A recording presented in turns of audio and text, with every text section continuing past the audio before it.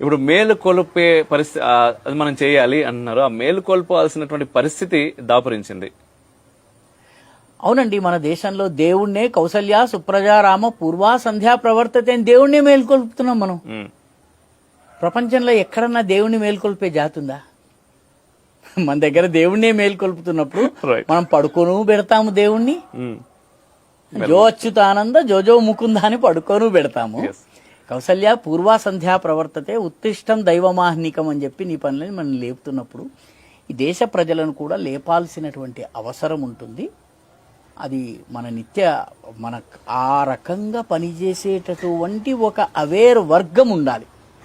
వీళ్ళు ఆ పనిని కొనసాగించాలి. వైతాళికులుగా పనిచేసేటటువంటి ఒక వర్గము, ఇదం నమమ, ఇది నాది కాదు, ఇదం రాష్ట్రాయ స్వాహ, ఇది జాతి యొక్క ఆస్తి, నా యొక్క ఊపిరి, నా సర్వస్వము జాతిది, దేశానిది అని అనుకుని పనిచేసే వర్గము.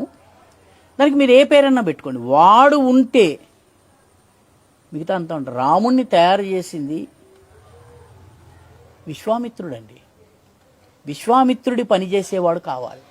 రాముడు హాయిగా అయోధ్యలో తండ్రి దగ్గర ఉండి ఠుమక చలత రామచంద్ర బాజత పేంజని అని పాటలు పాడుకుంటూ ఉండేవాడు. అద్దంలో నాకు సూర్యుని చూపించమని.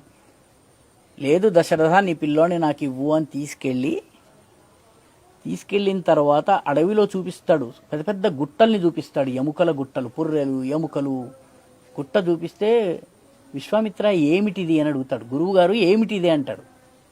అంటే ఇవంతా కూడా ధర్మం కోసం పోరాడినటువంటి ఋషులు మునులు వీళ్ళ మీద రాక్షసులు అత్యాచారం చేసి చంపితే ఆ చనిపోయినటువంటి మహాత్ముల యొక్క గుట్టలు, కంకాళాల గుట్టలు ఇవి అంటాడు. ఆ క్షణంలో ఆ బాలరాముడు ప్రతిజ్ఞ చేస్తాడండి. ఏమని ప్రతిజ్ఞ చేస్తాడంటే తులసీదాస్ రామాయణంలో చెప్తారు.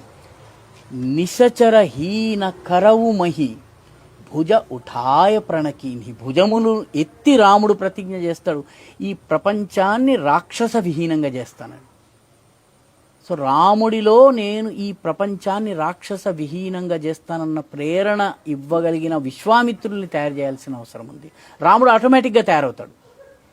కాబట్టి ఈ సమాజం కోసం పనిచేసేటటువంటి ఒక శక్తి, దాని సంఘటననండి, సంస్థానండి, పేరు పెట్టండి, పేరు పెట్టకపోండి, ఈ రకంగా విశ్వామిత్రులు, విశ్వామిత్రుడికి ఏమొచ్చింది? రాముడు రాక్షసులను చంపితే రాముడికి పేరు వచ్చింది, పెళ్లి రాముడికి అయింది, విశ్వామిత్రుడికి ఏమైంది? విశ్వామిత్రుడు రామాయణంలో కేవలం రాముల వారికి ఆ ఎముకల గుట్టలు చూపించి అదిగో హోమాల్ని రాక్షసులు ధ్వంసం చేస్తున్నారు కాపాడమని చెప్పి అంటాడు. అదిగో తాటకి దాన్ని వధించు, తాటకిని వధించు, అది స్త్రీ అని చూడక దాన్ని వధించు అంటాడు. ఆ తర్వాత విశ్వామిత్రుడు ఎక్కడ పోయాడు? ట్రిగ్గర్ నొక్కిన తర్వాత, స్విచ్ వెలిగించిన తర్వాత విశ్వామిత్రుడి పాత్ర లేదు రామాయణంలో. ఈ దేశానికి విశ్వామిత్రుల అవసరం ఉన్నది. విశ్వామిత్రుల్ని తయారు చేసేటటువంటి వ్యవస్థని మనం బలోపేతం చేస్తే రాములు ఆటోమేటిక్గా పుట్టుకొస్తారండి. అది నా అభిప్రాయం. కాబట్టి మనము ఈ రాముడు రావాలని కోరుకోవడం కాదు, రాముళ్లను తీసుకొచ్చేటటువంటి విశ్వామిత్రులను తయారు చేయాలి. విశ్వామిత్రుడు వస్తే రాముడు ఆటోమేటిక్గా వస్తాడు.